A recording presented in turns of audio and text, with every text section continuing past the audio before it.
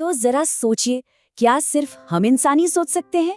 आज हम जानवरों की दुनिया के कुछ ऐसे महारथियों से मिलने वाले हैं जो इंटेलिजेंस यानी बुद्धिमत्ता की हमारी पूरी समझ को ही हिलाकर रख देंगे। ये वो शानदार जीव हैं जो हमें अपने बारे में भी सोचने पर मजबूर कर देते हैं। अच्छा, तो सबसे पहले इस बुनियादी सवाल पर आते हैं। स्मार्ट होने का मतलब आखिर है क्या? क्या इसका मतलब मुश्किल से मुश्किल सवाल हल कर लेना है, या फिर भावनाओं को समझना, या कुछ और ही है?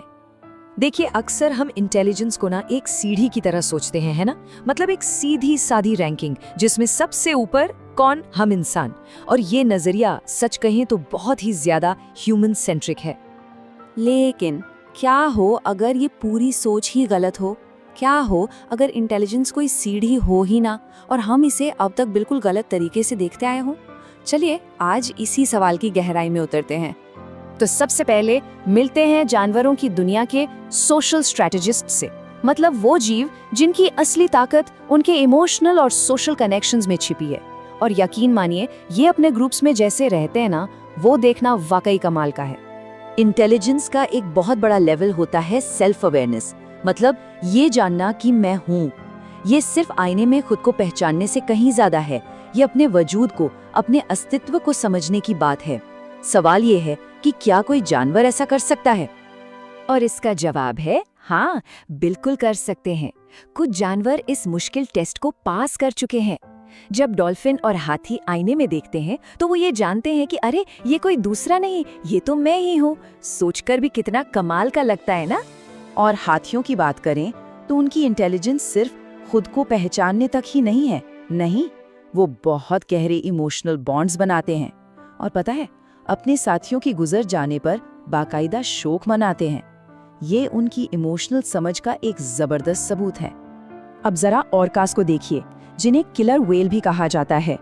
उनके हर ग्रुप का, हर पॉड का अपना एक अलग कल्चर होता है। शिकार करने के तरीके, बात करने की भाषा, ये सब एक पीढ़ी से दूसरी पीढ़ी को सिखाया जाता है, बिल्कुल इंसानी संस्कृतियों की तरह।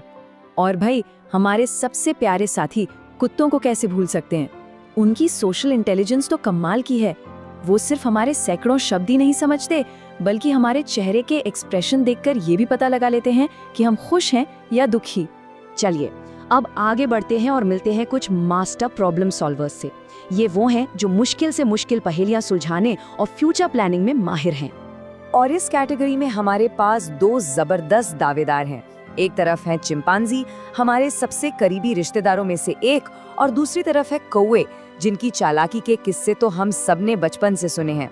इन दोनों की तुलना करना बहुत दिलचस्प है।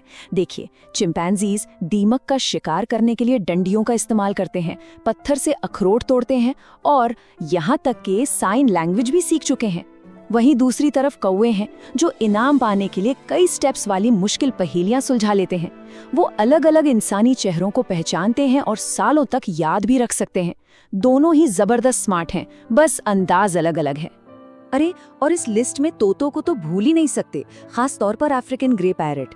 ये सिर्फ हमारे आवाज की नकल नहीं करते, नहीं, ये असल में समझते हैं।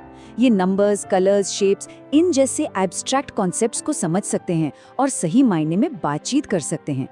अच्छा, अब तैयार हो जाइए एक ऐसे जीव से मिलने के लिए जिसका दिमाग हमारी समझ से, हमारी कल्पना से बिल्कुल परे है। इतना अलग कि उसे एक एलियन इंटेलिजेंस कहना भी गलत नहीं होगा। जी हाँ, हम बात कर रहे हैं ऑक्टोपस की। समुद्र की गहराइयों का ये रहस्यमयी जीव इंटेलिजेंस के हमारे बनाए सारे नियम, सारी परिभाषाएं तोड़ देता है।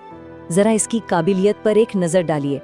ये पेंच वाले जार खोल सकता है, मुश्किल से मुश्किल भूल भुलैया से बाहर निकल सकता है, और तो और बंद टैंक से भी बचकर निकल सकता है।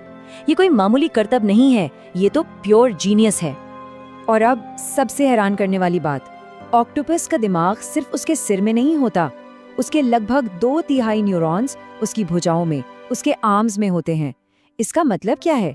इसका मतलब ये है कि उसकी हर एक भुजा अपने आप में सोच सकती है, महसूस कर सकती है और फैसले ले सकती है। ये इंटेलिजेंस का एक ऐसा स्ट्रक्चर है जैसा धरती पर किसी और जीव में है ही नहीं। तो इन सभी कमाल के एग्जाम्पल्स को देखने के बाद एक बात तो बिल्कुल साफ हो जाती है, हमें इंटेलिजेंस को एक नए चश्मे से देखने की जरूरत है, इसे फिर से समझने की जरूरत है। ये एक तरह से हमारे जीनियस की गैलरी है। सोशल और इमोशनल इंटेलिजेंस में हाथी और ऑर्का हैं, भाषा में तोते और कुत्ते, औजारों के इस्तेमाल और प्लानिंग में चिंपैंजी और कौवे, और जब बात आती है एब्स्ट्रैक्ट प्रॉब्लम सॉल्विंग की तो ऑक्टोपस और डॉल्फिन का कोई जवाब नहीं।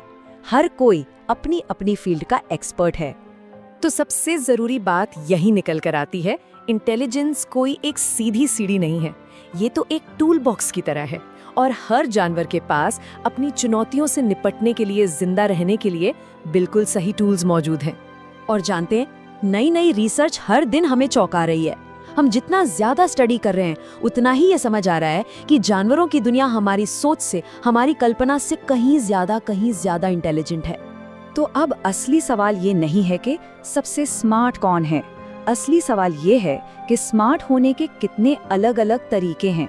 और शायद यही वो सवाल है जो हमारे लिए सोचने की एक पूरी नई दुनिया के दरवाजे खोलता है।